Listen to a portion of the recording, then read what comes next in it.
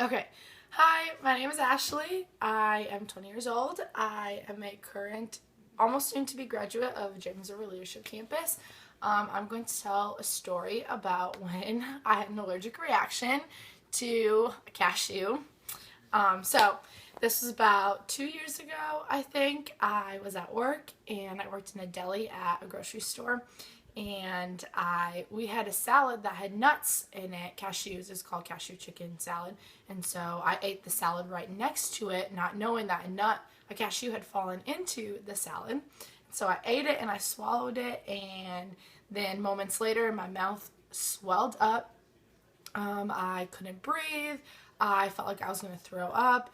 And so I asked if I could leave work early to go home and basically throw up. And so I left work early and I got home. And on my way home, I was trying to hold it in until I got home, which I lived 4 minutes away from my work. And so once I got home, I opened the car door and it all just projectiled out everywhere through my driveway. And then I went into the bathroom and I continued to throw up I threw up for about 20 minutes or so.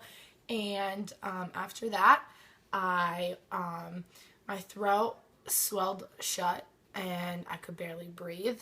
And then my dad didn't know what to do. I didn't know what to do. I knew I was allergic to nuts, but I didn't know that what would happen if I ate a nut. And so now I know what happened if I ate a nut. And so he went to the store, got me Benadryl, came home, drank about half a bottle of Benadryl, and I went to sleep. And not knowing if I would wake up breathing because I could barely breathe and I was crying and it was horrible. My face was swelled, my mouth was swelled, my throat was swelled. If I even drank water, it would come right back up because my body was just rejecting everything that was in my stomach. And so I drank half a bottle of Benadryl and then I went to bed, and not knowing what would happen. And so the next morning I thankfully woke up and didn't suffocate or die.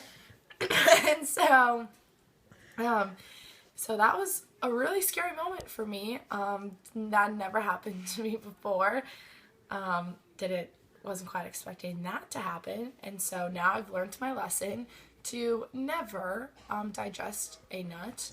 And it wasn't even a whole nut, it was a quarter. It was like a little tiny piece of a nut. So Lord even knows what would happen if I ate an entire nut. And I'm just allergic to tree nuts, not peanuts. There's a difference, for those of you who don't know.